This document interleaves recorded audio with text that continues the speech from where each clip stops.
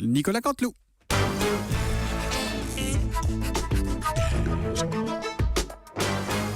C'est presque de l'info, c'est la revue de presque de Nicolas Canteloup.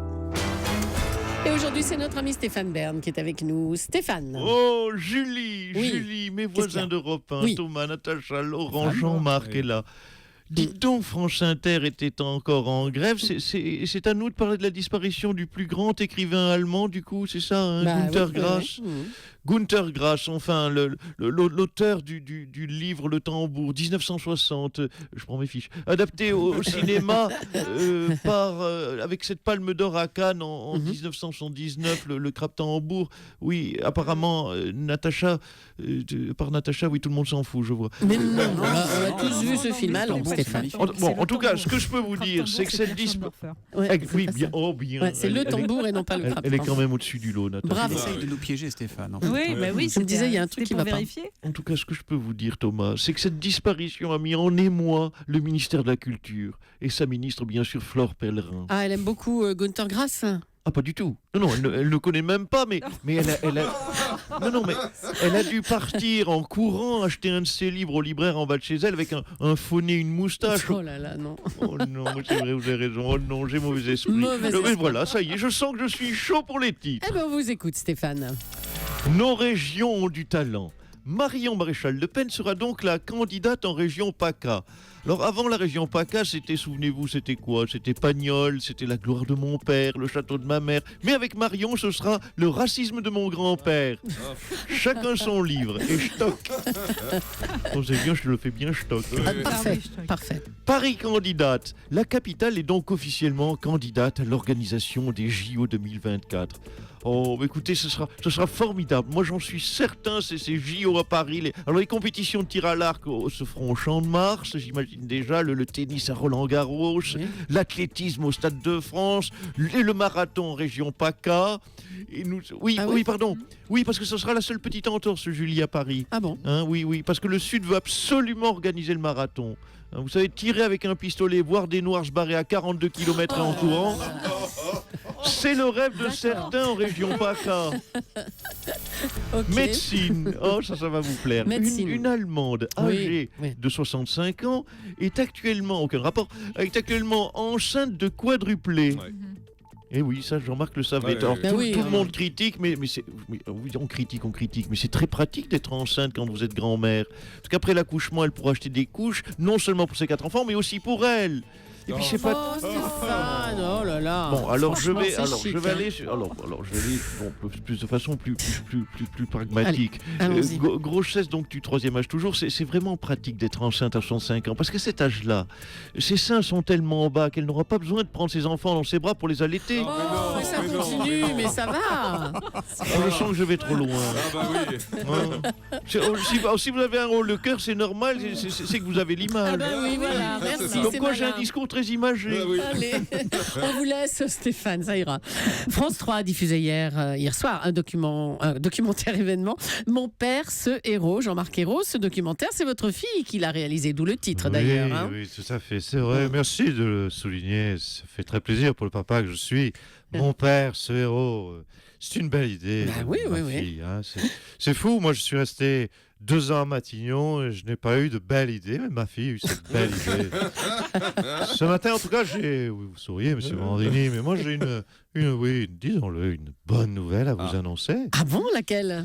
Eh bien, François Hollande, en regardant le documentaire, a décidé de remanier son gouvernement dans les jours qui viennent. Et je vous l'annonce, je deviendrai le nouveau ministre de l'économie. Non, mais c'est pas possible. Eh non, poisson d'avril. Attendez. Mais les poissons d'avril, c'est le 1er avril, monsieur Ayrault. On est le 14, je vous signale. Ah oui, d'accord. Oui, mais enfin, je vous signale, je suis toujours Jean-Marc Ayrault. Je n'ai pas changé de rythme. Oui, ça s'entend, oui. Ah non, je ne suis pas passé à la 4G, comme disent les jeunes. Voilà, j'ai toujours un petit peu de temps de latence. Eh ben, bon courage. Alors, merci, monsieur Ayrault. Ou de temps de retard, pour ceux qui ne savent pas ce que c'est la latence. La latence, bon, d'accord. Nicolas Sarkozy donnait dimanche une interview dans le JDD. Monsieur Sarkozy, vous souhaitez éviter aux Français, et là je vous cite, le spectacle d'un second tour entre François Hollande, ce président qui a tant promis et si peu réussi, et Marine Le Pen qui nous impose, avec son père, un feuilleton familial affligeant. Voilà, c'est ça, vous avez parfaitement résumé, chère Julie. Je ne veux pas, pour être plus simple, d'un second tour entre le gros nul et la famille... Voilà, j'ai planté ma phrase. J'avais pourtant le sens de la formule. Je ne veux pas d'un second tour entre le gros nul et la famille Adams. Voilà ce que je voulais dire. Non, mais qu'on soit clair, je veux bien d'un second tour entre moi et le gros nul. Hein, je veux bien une confrontation entre moi et la blonde méchante dans Le Père est fou. Mais je refuse. Vous m'entendez bien, je refuse un deuxième tour où il n'y aura pas moi dedans. Ah bah Voilà. oui, ok. Ouais. Mais il peut y avoir Alain Juppé, hein, cela dit. Madame Julie, je veux éviter de toute ma force aux Français le spectacle d'un second tour entre François Hollande, ce président vous savez, qui a tant promis et si peu réussi, et Alain Juppé qui est chauve, vieux et chiant. Oh là, doucement. Ce n'est pas un bon spectacle pour les Français. Un bon spectacle, c'est un spectacle où je suis dedans, je vous l'ai dit. Bon, on a compris. Alors, on en sait un peu plus sur la primaire UMP de 2016. Pour voter pour leur candidat de leur choix, les militants devront payer 2 €. Mais pourquoi 2 €? Mais pourquoi mais pas parce que ouvrez les yeux, à part moi, il n'y a que des candidats à 2 balles. Hein, franchement. Bon, non, sérieusement. Pour voter aux primaires PS, par exemple, il fallait payer 1 €, c'est tout. Voilà, écoutez, c'est comme ça. Si vous voulez voter pour Bruno Le Maire, vous payez 2 €. Si vous voulez voter pour moi, c'est 2 € aussi. Si vous voulez souhaiter voter pour Alain Juppé, bien sûr, là, ça, il vous en coûtera. 2 €, donc. Non, 599 €. Ah bon? Ben oui, c'est plus cher, M. Morandini. Oui, mais c'est le meilleur d'entre nous, c'est pas moi qui l'ai dit. Donc ça le poursuit, hein, oui. Ok, d'accord. Merci, M. Sarkozy. Cohérent et logique. Ah bah oui. Allez, merci. J'ai travaillé. Jean-Marie Le Pen a donc décidé de se retirer de l'élection pour la présidence de la région PACA. Vous avez pris cette décision avec votre fille Marine Le Pen? Avec qui donc? Avec votre fille Marine?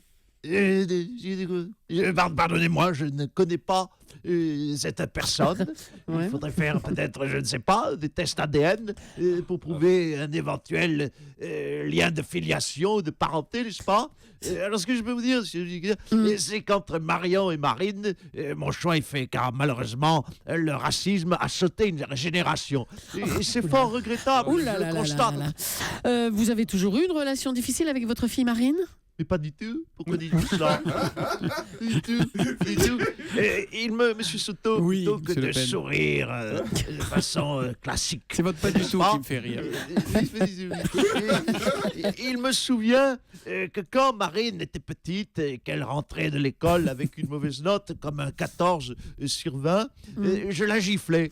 Oui, pour lui apprendre l'excellence. Ouais. En revanche, quand elle avait 17 ou 18 sur 20, je la giflais aussi, car, je vais vous faire une confidence, je ne l'aime pas, Marine. Oula. Bon, bah écoutez, merci. Hein. Merci, Monsieur Le Pen. Pas du tout. Allez, autre chose. Paris est candidate à l'organisation des JO de 2024, une candidature portée par notre énergique maire de Paris, Anne Hidalgo. Oui, bonjour à tous dans ce studio. J'ai envie de dire ce matin, avec tout l'enthousiasme qui est en moi, en avant Paris et debout les forces vives.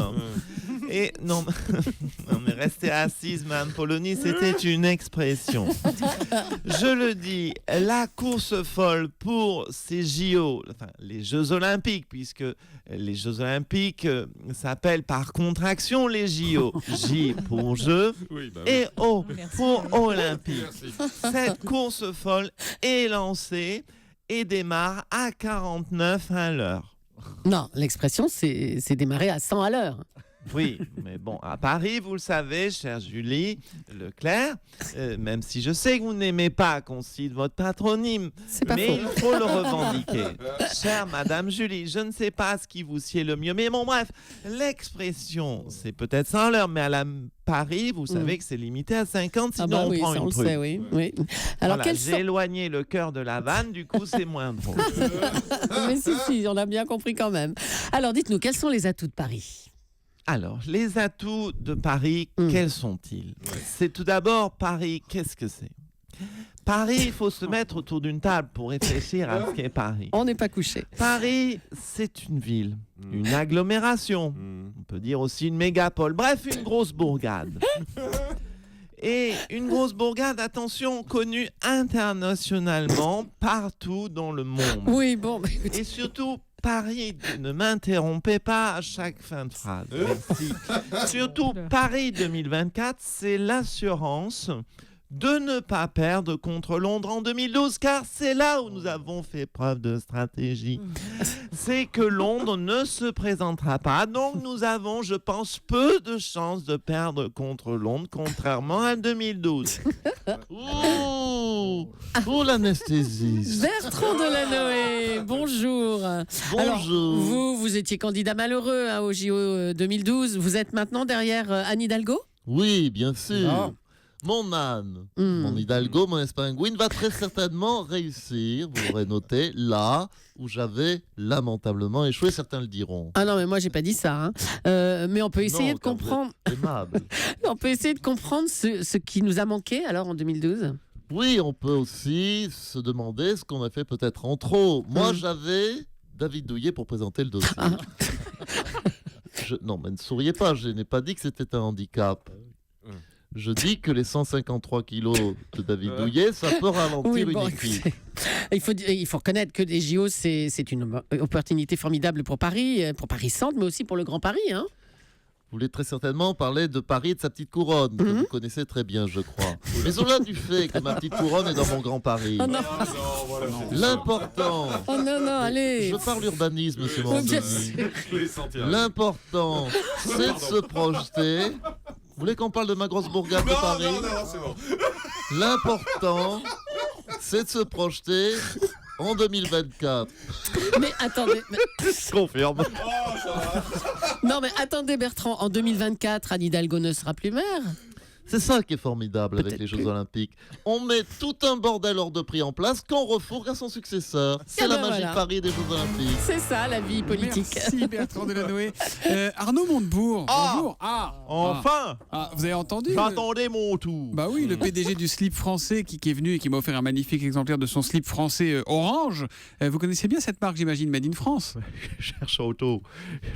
Et comment le slip français est une des rares entreprises que je n'ai pas vu déposer le bilan pendant mon court passage au redressement productif. Alors, Thomas, le slip français, oui, mais pourquoi Pour tenter d'y loger, d'y plier ou d'enrouler l'habitat. Oh non, L'habitat Montebourg, l'habitat Glamour. oh non, il a osé.